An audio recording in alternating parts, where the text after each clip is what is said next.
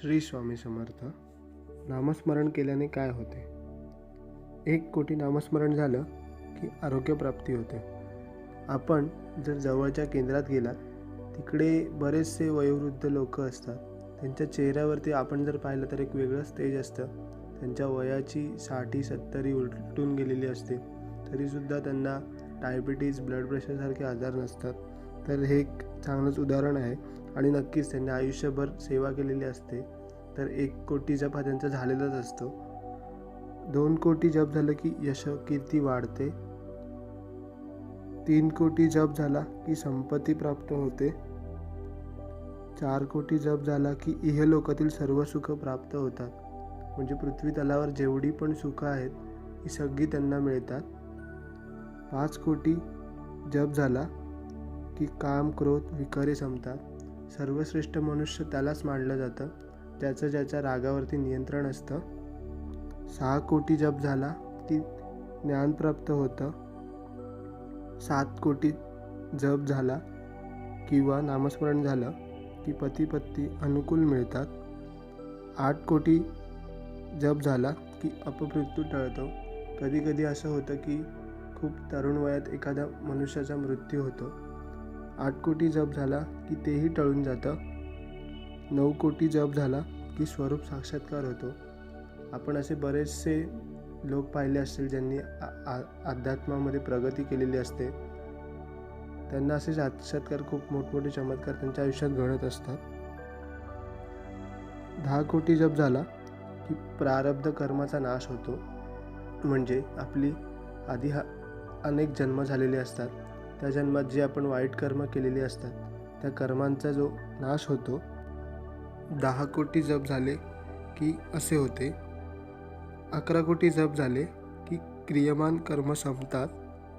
12,000,000 जप झाले की संचित कर्माचाही नाश होतो. 13,000,000 जप झाला की ज्या जीवाने ज्या परमेश्वराचे नामस्मरण केले आहे ते प्रकट होतात. संत रामदासांनी 13 वर्ष 13,000,000 जप केला, म्हणून प्रभू रामचंद्रांनी त्यांना दर्शन दिले. आता कलियुगात लोक म्हणतात आजकालच्या धावत्या जगात एवढं शक्य नाही किंवा वेळ नाही. आपण नामस्मरण कधीही करू शकतो. उठता बसता, स्वयंपाक करताना, ऑफिसमध्ये काम करता करता, रस्त्याने चालताना, रात्री झोपायच्या आधी, अगदी कधीही. फक्त ते करताना त्याकडे आपलं लक्ष असलं पाहिजे. फक्त परमेश्वर मनात असावा, इतर कुठलेही विचार मनात यायला नकोत. सुरुवातीला नामस्मरण करत असताना आपल्याला मनात अनेक वाईट विचार येतात, अनेक वाईट गोष्टी डोळ्यासमोर येतात.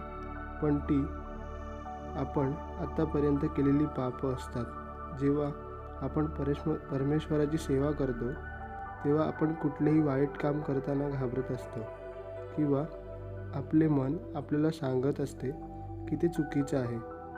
म्हणजेच आपण केलेलं पुण्य हे आपल्याला अडवत असतं पाप करण्यापासून. तसेच जेव्हा आपण पुण्य नामस्मरण करतो तेव्हा अनेक वाईट विचार मनात येतात. म्हणजेच आपली पापं हे आपल्याला पुण्य करण्यापासून रोखत असतात. जसे श्रीकृष्णाने महाभारतात सांगितले, मनुष्याच्या हातून एक पाप झाले की त्याच्या हातून अजून 10 पापं होतात. उदाहरणार्थ दुर्योधन आणि शकुनी मामांची कटकारस्थाने. एक पुण्य झालं की 10 आपोआपच पुण्य होत असतात. वालाचा वाल्मिकी झाला. किती लक्ष जप झाला हे महत्त्वाचं नाही, पण जपात किती लक्ष होतं हे महत्त्वाचं आहे. आज आपण पाहिले तर प्रत्येक मनुष्याचे आयुष्यात काही ना काहीतरी ध्येय असते, काही ना काहीतरी स्वप्न असते व ते तो मिळवण्यासाठी आयुष्यभर झटत असतो, प्रयत्न करत असतो. महाभारतात श्रीकृष्णाने सांगितले आहे की प्रत्येक मनुष्याचे शेवटचे ध्येय हे असते की त्याला मोक्ष मिळावे किंवा त्याचा आत्मा परमात्म्यात विलीन व्हावा. हेच अंतिम ध्येय आहे. श्री स्वामी समर्थ.